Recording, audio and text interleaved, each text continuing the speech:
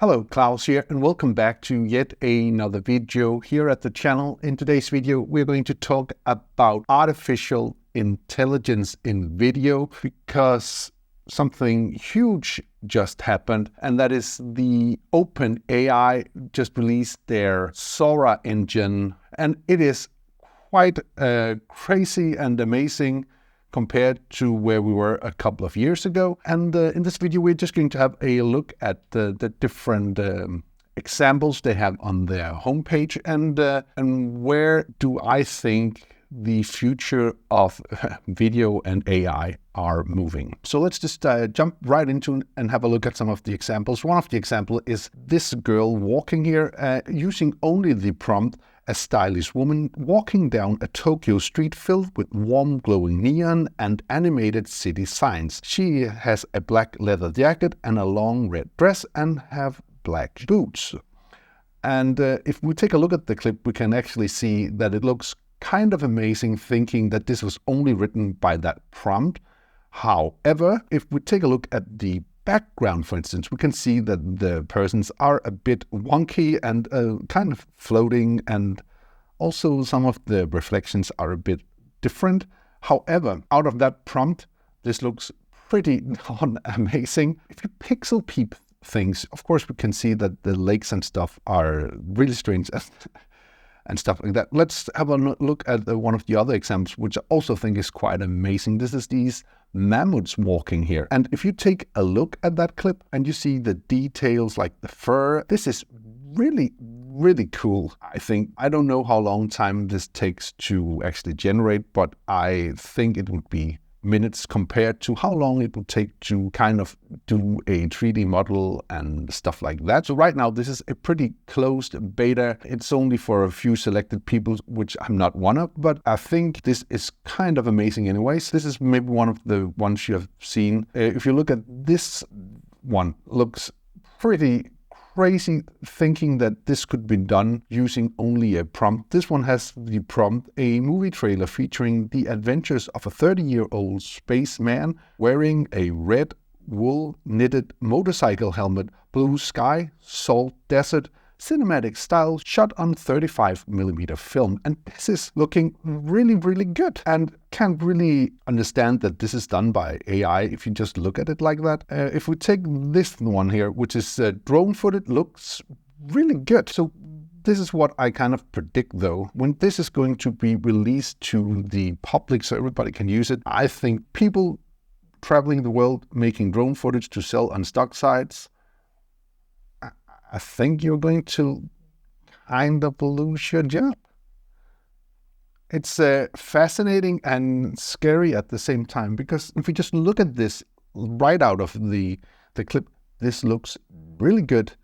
And honestly, if I were to see this online, cut into some kind of a documentary or whatever, I wouldn't think that this was done using AI with a prompt. But, it doesn't end there. It can also do animations, like you can see this little one, pretty good, a little bit funky around the light, but also this one, which would take so long time to animate, and it's so stylized, by the way, it's really good. I really like this one. Also, this bird, looks pretty realistic to me. Also, the pirate ship in the coffee looks good. It has some issues around the coffee here, but still. And then this really blew my mind. This one, the prompt is a young man at his 20s sitting on a piece of cloud in the sky reading a book. When I look at this, I wouldn't think this was done by AI. Also, I also found this one really impressive. This is the prompt for this one is historical footage of California during the Golden Rush. And you can see this looks pretty amazing just by looking at it. It looks really like historical footage. However, if you kind of pixel peep a little bit and look at the fine details, of course, you could see that, for instance, if you take a look at this guy right here riding the horse, it looks a little funky. I think he has a horse with missing a couple of legs, or maybe he's a centaur, I don't know. However, this looks pretty good. And again, also this gnome is pretty cool, really cool. Also this one, which has a pretty simple prompt, looks really good. you would have to use like a macro to do a shot like that, but that this is done by AI, crazy. Okay, again, animations, it does that pretty well. Also, this shot, which is supposed to be in Nigeria, look at that. It looks really good. You could fool me that this was done with a real camera. Also, a shot like this with all the televisions. Thinking of doing that shot where you have to get all the television, all the props, and you have to kind of put that up. But this was just done by AI. Damn. Also, this one is pretty cool. This car driving, I mean, you could fool me that this was done with a drone following a car. Also, this one I kind of really think is great. You see the reflections inside of the train. Wow, that is really good. Reflections in the window of a train traveling to Tokyo suburbs. Again, more of the drone footage here, looking pretty amazing. Also, this one, I mean, there are some things. Her nose is kind of funky, I think. But again, a simple prompt, and this looks pretty good. Also, this shot of the birds, you mean you put that in some kind of a nature documentary? I wouldn't think AI when I saw this clip. It looks really good. Also, this one, the Chinese New Year shot here, I can't believe that this is done with AI. Also, this shot here at the museum, pretty great. I mean, if you could kind of decide which paintings are going to be on the wall, if you could control it more, this would be really a great tool. So now I've been looking at all of these examples and they are really amazing. Also, there are kind of some wonky ones where the AI can't really figure out. For instance, this man on the treadmill was really a fun one. Also the one with the wolves where they kind of evolve together and pop out of nowhere. Also this one with the plastic chair. If you look at the detail, how the dust and stuff are, it's really, really good. But then it just gets a little bit funky, you know, with the chair floating. I guess one thing that AI has a problem with is hands. It's creating great images, amazing things, but apparently hands seems to be a problem. If you take a look at the woman here in the back, look at that hand, how it's moving. I mean, it's really funky. And also, when you take a look at the cake, the light, the candles, you know, they are, where is the wind? It's coming from all directions, and there's two. But again, it's not really that bad.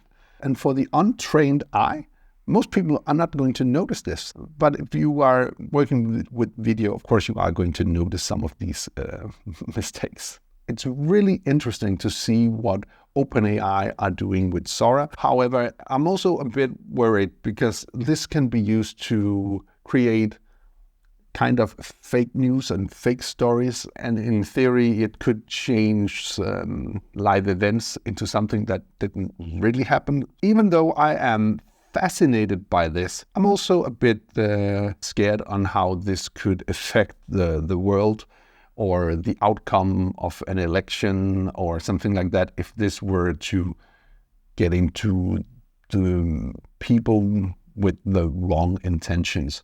So for the future of filmmaking, I think for big companies that has a lot of employees, some people might lose their job. For small creators, small businesses, I think this tool could help to make their products even better. But again, I really don't know how the future of AI videos are going to be. However, I do hope there is still a space for creators that actually like to shoot stuff, because at the end of the day, that's why I make videos and films. That's because I actually like shooting stuff. I like the process of that, and I hope that is going to be there in the future as well. But let me know down in the comments below, what do you think about the Sora, the AI prompt to video tool here? Is this going to be helpful for you? Let me know down in the comments below. And do you think that AI is going to replace filmmakers in the future? Okay, so this was just a quick look at the OpenAI tool Sora. And I'm very curious for the future what this tool will do. And I do hope that the people who are working on it have a cool way of regulating how people can use this tool. So it's not going to do something crazy. Also, check out the homepage from OpenAI to look at the examples. They're quite good. And well, that's all for this video. So until next time, keep filming, keep learning, and keep sharing. See you in the next video.